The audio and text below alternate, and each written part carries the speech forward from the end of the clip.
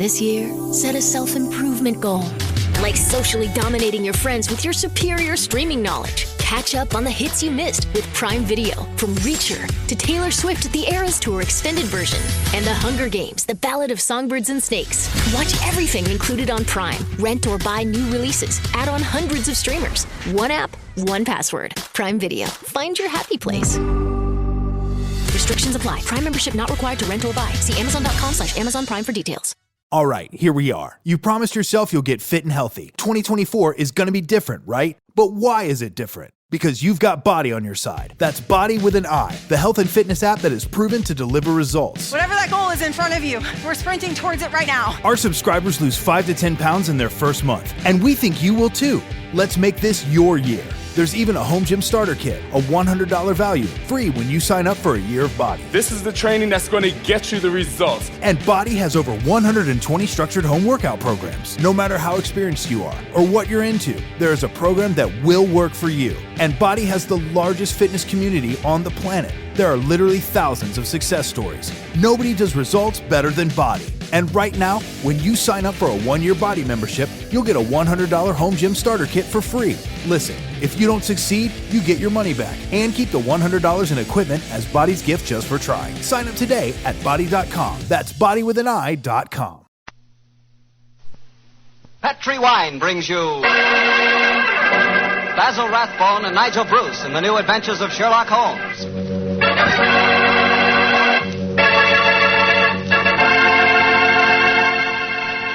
The Petri family, the family that took time to bring you good wine, invite you to listen to Dr. Watson tell us another exciting adventure he shared with his old friend, that master detective, Sherlock Holmes.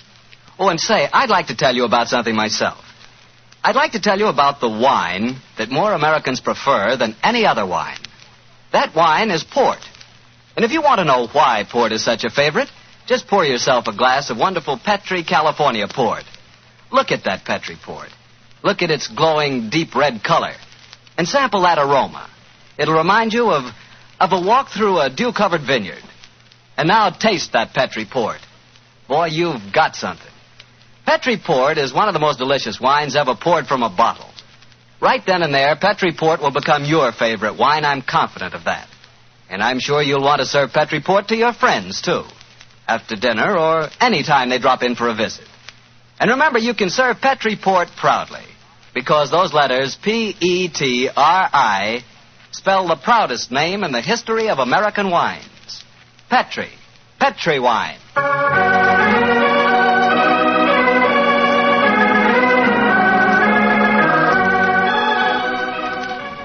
And now I'm sure our good friend Dr. Watson's ready for us. Let's go in and join him. Come in.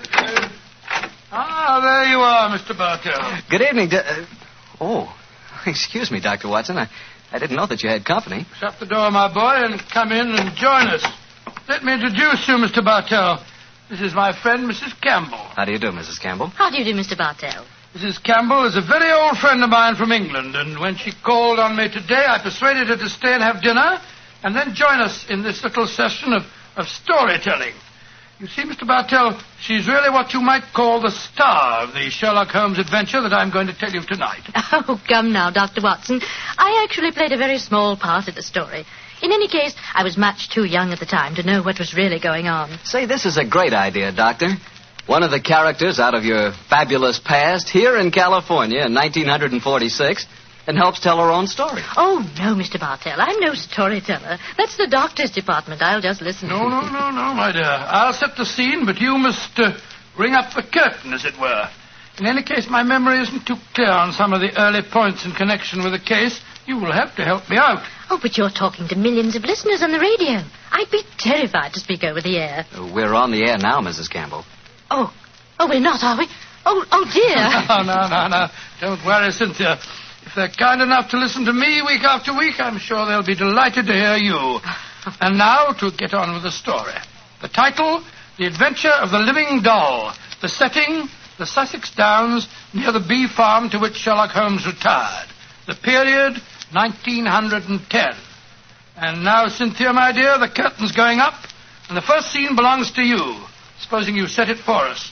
Well, I'll try. We were living on the Sussex Downs also, Mr. Bartell, at that time. My name was then Cynthia Browning. My father, Arthur Browning, had been dead for some years, but my mother kept up the estate with a manager, a Mr. Hugh Tanner. I was away at school most of the year, of course, but the happiest times of my childhood were spent during those long summer months in Sussex. I lived in a small world, knowing only a few people and loving all of them, or almost all. First of all, there was Mother herself. She was the most beautiful woman in the world, and the sweetest. I remember she gave me a puppy on my 12th birthday. His name was Dusty, and he was so sweet. I talked to Mother about him one day. I must have sounded terribly young. Mommy, darling, I do love Dusty. Very, very much. He's a lovely puppy, and you gave him to me. You love him, Cynthia. I know that. But I've been feeding him. That's your job, darling. It's good for grown-up people to have responsibility. Oh, Mommy, I'll feed him. Of course I will. I'll feed him so full, he'll burst. Then there was the estate manager, Hugh Tanner, such a pleasant man, and so willing to tell a 12-year-old all the things that a 12-year-old has to know or die. But, Mr. Tanner, why did you have to shoot the horse? He'd only broken his leg. Cynthia, horses aren't like human beings. Their legs won't mend. Now think of a horse that couldn't brisk and run and gallop across the downs. We're actually being kind to him. Honest we are, Cynthia. And then there was Frank King, the painter who lived on the downs. He taught me to open my eyes and really see things. No, Cynthia. That sunset isn't red. It's gold and rust. And the water, child, look at it. It's almost rose in this light. Rose flecked with cobwebs of eggshell blue. Cynthia, darling, a sunset's never just one color. Do try and remember that, won't you? And then there was Mr. Pound from the city. I gathered that he was terribly rich, and he wanted to marry Mother. But he certainly didn't understand little girls. Cynthia, I'm going to give you half a crown for being a very good little girl. Now, tell me, what will you do with it? I'll buy something for Mommy. Oh, no, my dear. This is your own money. You put it in the savings account at the post office, and it'll make more money for you. Always remember, my dear, take care of the pennies, and the pounds will take care of themselves. Then there was the wonderful wise woman who knew all the things that aren't in books. Always remember, my bunny, that it's good luck to touch the hump of a hunchback. But the curse of Beelzebub himself will be upon ye if ye look at a sliver of silver moon through the glass. And then the strangest and most wonderful of them all was the lean, middle-aged man with a sharp face and the bee-net whom I met one day on the downs. Good afternoon, young lady. Good afternoon. I'm Cynthia Browning. My name is Holmes. Sherlock Holmes. Why are you carrying that net? You looking for butterflies? Oh, no, Cynthia. I'm a bee farmer. Bee farmer? Oh, that sounds funny. How do you farm bees? Well, come over to my place one day and I'll show you. I say, that's a beautiful doll you're carrying. Isn't a doll. It's my mascot. It was given to me by Frank King, the painter. He made it for me. He made it to look as much like me as possible. I call her me. It's remarkable likeness. See the hair? That's clippings off my hair. And the nails? Those are clippings from my own nails. She's really me.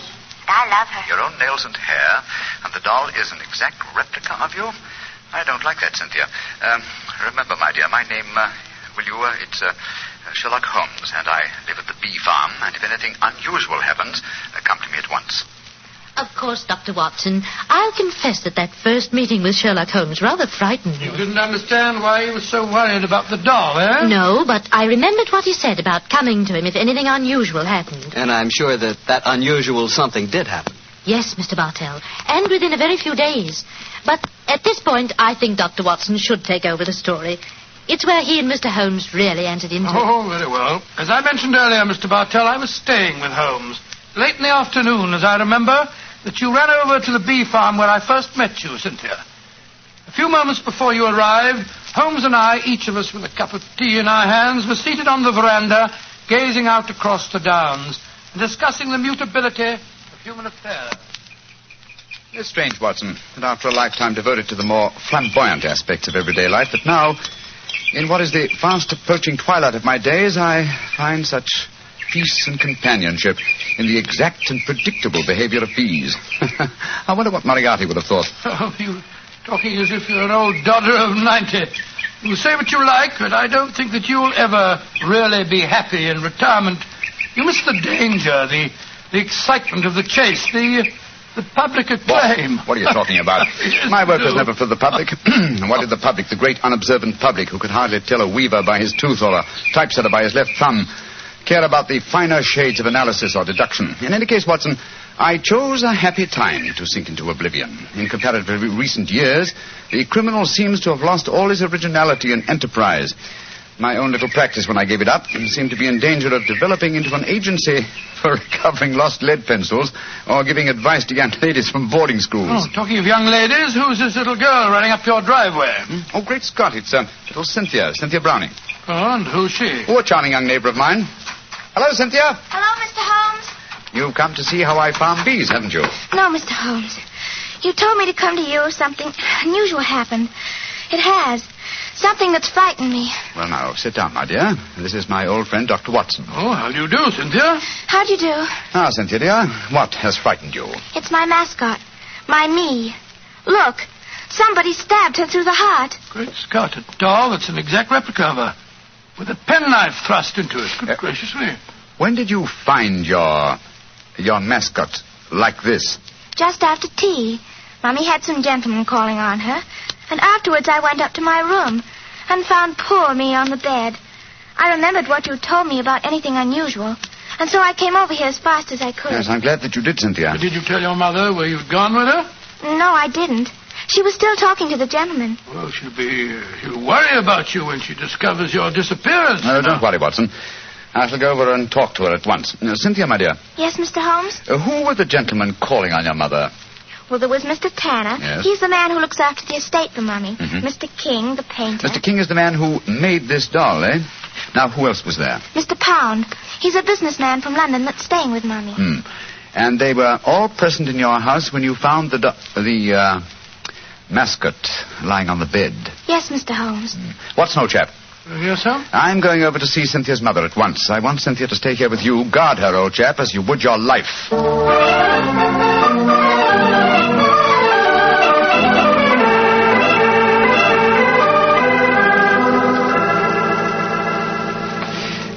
Mrs. Browning, I know I must seem like an intrusive neighbor, but possibly you've heard of me. My name is Holmes, Sherlock Holmes. Well, who hasn't heard of the famous Sherlock Holmes?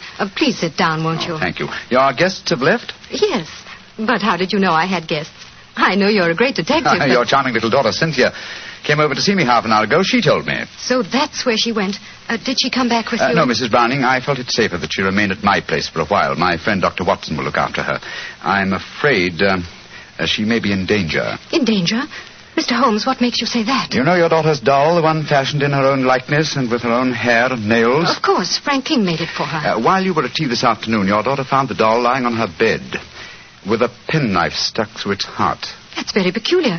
But I don't see that she should be in any danger because of it, Mr. Holmes. Mrs. Browning, certain practitioners of magic believe that if a doll-like effigy is made of a human being and the effigy is then mutilated, that a similar fate will befall the living original. But, Mr. Holmes, that's black magic. You can't possibly believe in it. Not in the results of stabbing a doll, Mrs. Browning, but well, it's possible that someone is trying to kill your daughter. To kill Cynthia? Oh, no. It may be more than a possibility, I'm afraid.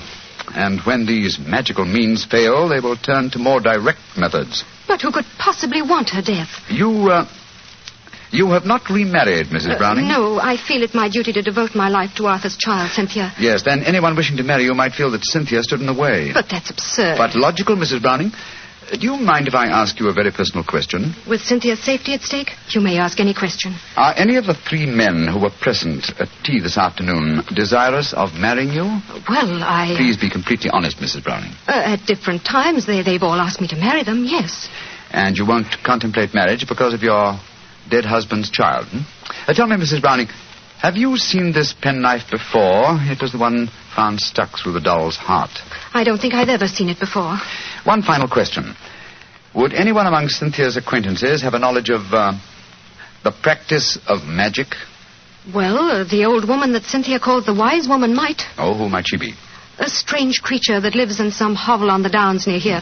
She brews weird concoctions with herbs, love philters, and all that sort of thing. I'd be a suitable companion for your daughter, Mrs. Browning. I know it, Mr. Holmes. I've told Cynthia over and over again that she mustn't stray off and see the old woman. But you know how disobedient children are at her age. I'm sure she's been over there recently. I'd like to talk to this woman. Where does she live? I don't know exactly, but Frank can take you there. He used her as a model. Frank King, the painter? Yes, he lives in the village. Then I shall call on him at once and persuade him to accompany me. We must find that wise woman, and I hope save your child from magic. Magic and possible murder.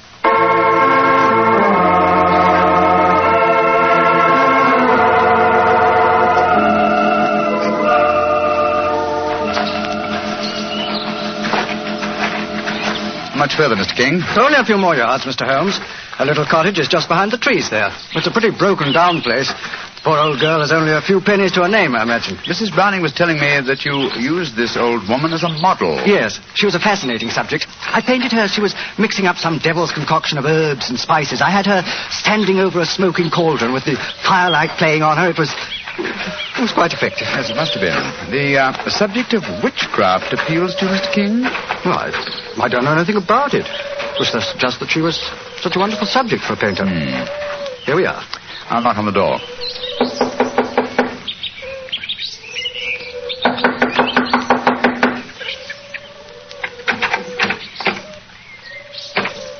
I think we'll take the liberty of going in, shall we? I don't see why not.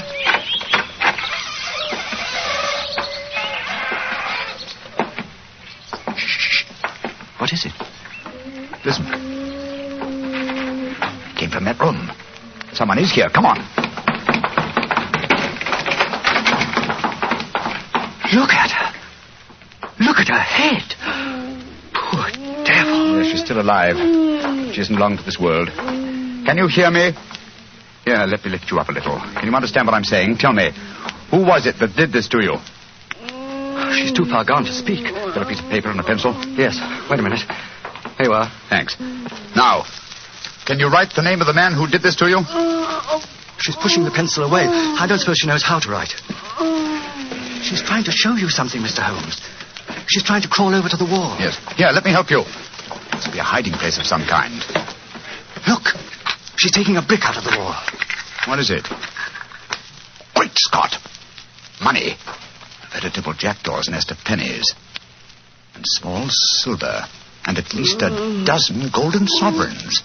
That must be the money. Look! She's picking out one of the silver coins. She's trying to give it to you. A sixpence, but what? Oh, poor woman, she's dead. Just as she was trying to tell me something. I can't understand it. Golden sovereigns in this hovel, and she was showing you a silver sixpence as she died. Mr. Holmes, what are you going to do? First, check on the young girl's safety. Meanwhile, I should like you to go back to my mother's. Assemble the other two men who were present at tea time this afternoon and keep them there until I arrive. I shan't be long. But the police? I shall summon them, Mr. King, when I have the murderer to offer them. And I'm convinced that will be before the sun sets tonight.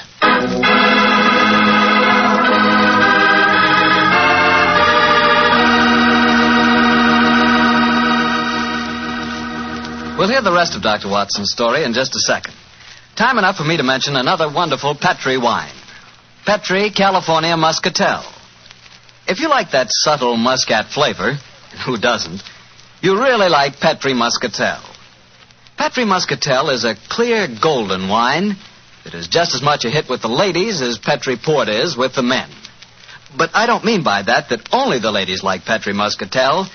In fact, if you want to be sure to please everybody, get both Petri Port and Petri Muscatel. In other words, don't buy one, buy two. But do be sure you always buy Petri. Now back to Dr. Watson and his guest tonight, Mrs. Campbell, who played a most important part in the story herself. Oh, not nearly as important a part as that played by Mr. Holmes and Dr. Watson. Well, Dr. Watson, what happened when Sherlock Holmes rejoined you at the bee farm? Well, first of all, he made sure that the little girl was safe. Then he told me of finding the dead woman and of his theories as to the killing. I can almost hear him now, Mr. Bartell, as he said... Watson. Someone wanted the little girl out of the way because they knew the mother would never marry while the child was alive. And that someone persuaded the old woman to do the job for him, I suppose. Undoubtedly. And she, believing in the powers of black magic, mutilated the doll, firmly convinced that in so doing she was destroying the young girl it was fashioned after. And then, I suppose, when the potential murderer discovered the woman was merely indulging in stupid folklore, he killed her, realizing she was only a hindrance to him, and with her knowledge of the plan, a dangerous hindrance. Exactly, my dear fellow. But how do you suppose we account for the hoard of money? Golden sovereigns, don't forget, that we found in the hovel. Well, no doubt it was a sum that she was already being paid for the murder that she was going to commit. As she died, she tried to give me the clue to her murderer by selecting certain coin. Now, in her possession, she had gold, silver, and copper. She chose a silver coin. And yet I can't see its significance, I must confess. Well, at the moment, possibly not. And yet, before the evening's over, I bet you that... What did you say, Watson? I said before the evening's over, I bet you... Thank you, old fellow. That's the clue. You bet me. What on earth are you talking about, Holmes? I was just saying... You've just given me the answer to the whole problem, Watson. What? I'm much obliged to you. Stay here, will you, old chap? And look after Cynthia a little while longer. Within a very short time, I shall have her intended destroyer under lock and key.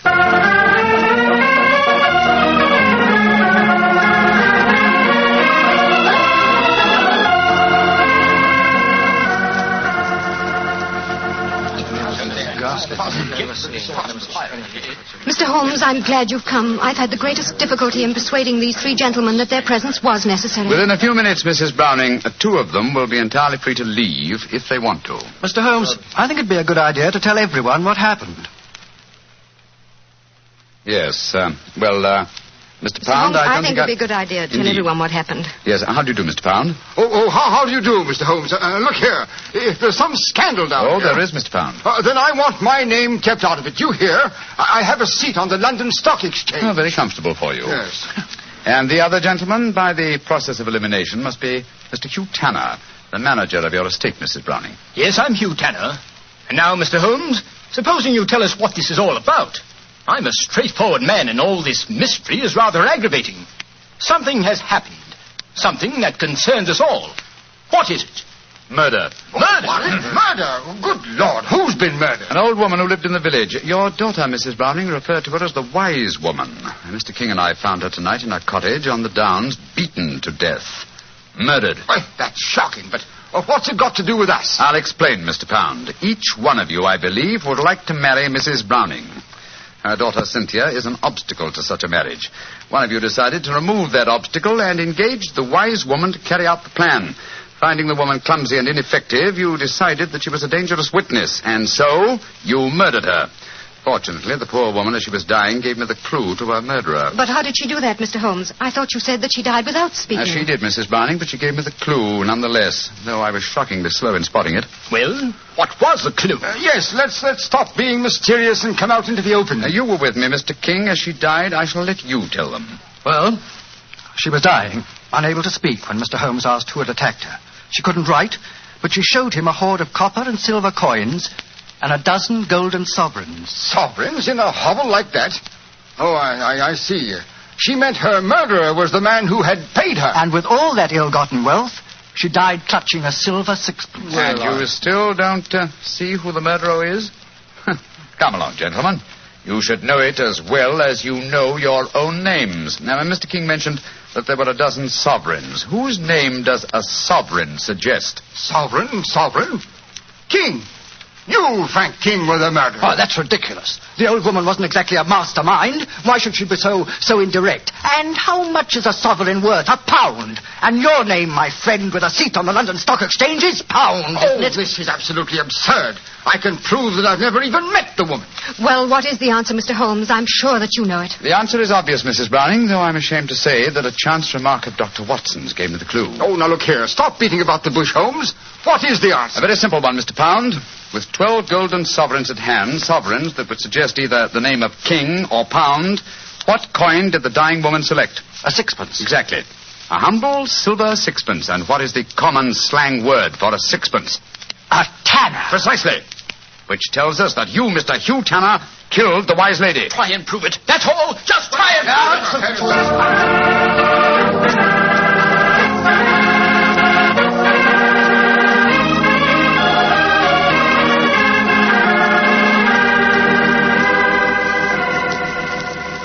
Holmes, what happened? I found the murderer, old chap, thanks to you. What do you mean, thanks to me? Well, I was thinking of a sixpence, the coin the dead woman clutched in her hand, as a sixpence. When you said, I bet you, I thought of the much-used expression, bet your tanner. That gave me the clue to the whole business. The dying woman was obviously trying to indicate that Hugh Tanner was her murderer. He confessed, you say, before the police arrived. Yes, after Frank King, the artist, had started to give him something of the thrashing he deserved. Oh, I take no particular pride in the case, Watson. Without your chance remark, I might easily have overlooked this obvious clue that the dying woman gave me. As I've said before, old chap, I should not attempt to emerge from my retirement. Yes. It's obvious that my reflexes are shockingly slow. Rubbish. The police would never have solved it. Oh, my dear Watson, when you compare me with the police, I realize that my retirement should be permanent. By the way, where is Cynthia? Well, I arranged with your housekeeper for her to have an early supper. Some kippers, a poached egg or two, a piece of that treacle tart we had last night, and a pot of tea. Oh, for a 12-year-old girl, my dear Watson, this is an occasion when I might accuse you of being a potential murderer. Oh, come now, Holmes, you know perfectly well. What? Here she comes now. Hello, Cynthia. Did you enjoy your supper? It was lovely. Thank you, Mr. Holmes. Is everything all right? Can I go home now? Yes, Cynthia. Everything's all right. Tell me, my dear, did you ask Mr. King to make that mascot for you? Yes, Mr. Holmes. The wise woman told me it would bring me luck. Oh, yes, I thought so. Mr. Holmes, will everything be just like before? No, not quite, Cynthia. Mr. Tanner and the wise woman have gone away. You won't see them again. Oh, dear. But you have new friends here, haven't you? Yes, and nice ones. Remember that, Cynthia. We'll always be your friends. I will, Dr. Watson. I like you both so much. Ah, I'm glad. And tell me, Cynthia, do you like Mr. King, the artist? Oh, yes. Almost as much as I used to like my daddy. Uh-huh. He's like my daddy, a little. Oh, I'm glad to hear you say that, Cynthia. Tell your mother the same thing, will you? I think it might change a peculiarly foolish notion of hers.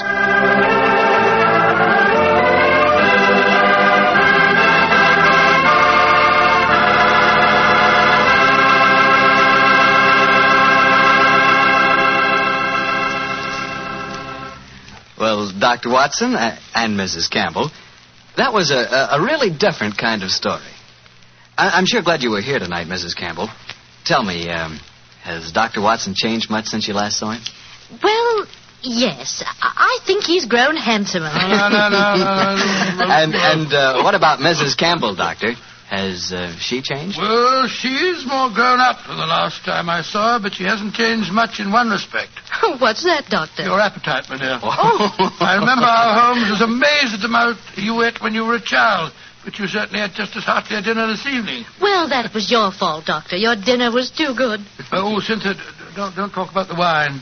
Well, why shouldn't I talk about the wine? It was wonderful. Sure it was. It was Petri wine, that's why. You see? Now you got him started. And Mrs. Campbell, Petri wine is always good wine.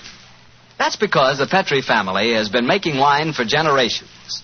Ever since long ago when they started the Petri business, winemaking has been an art with the Petri family. It's a tradition, a heritage that they've handed on down from father to son, from father to son. Believe me, when it comes to turning luscious, sun-ripened California grapes into fragrant, delicious wine, well, you can bet your last dollar that the Petri family really knows how.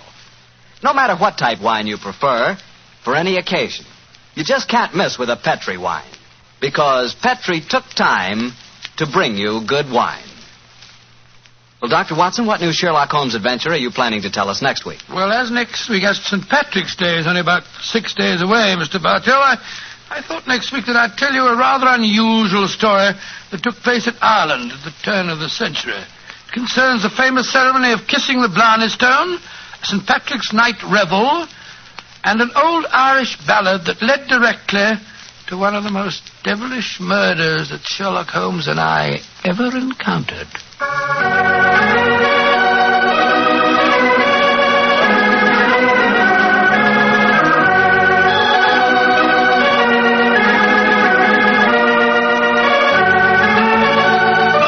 Tonight's Sherlock Holmes adventure was written by Dennis Green and Anthony Boucher and was suggested by an incident in the Sir Arthur Conan Doyle story, The Adventure of the Copper Beeches. Music is by Dean Fossler. Mr. Rathbone appears through the courtesy of Metro-Goldwyn-Mayer.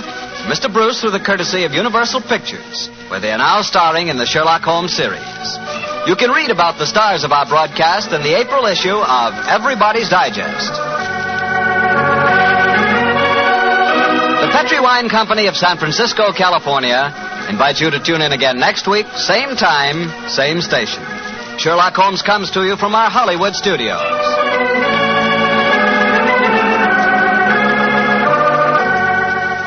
This is Harry Bartell saying goodnight for the Petri family. For a solid hour of exciting mystery dramas, listen every Monday on most of these same stations at 8 o'clock to Michael Shayne, followed immediately by Sherlock Holmes. This is the Mutual Broadcasting System.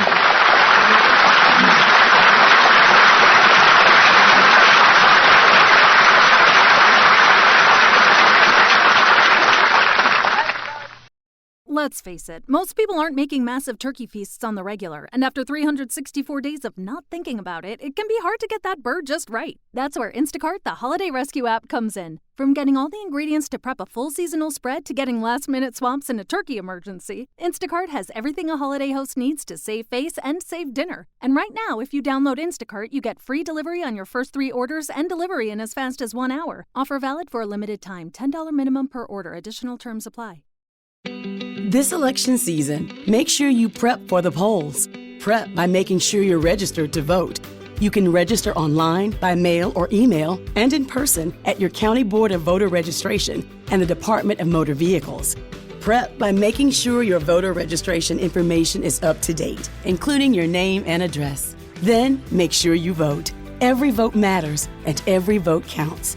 Prep for the polls at scvotes.gov.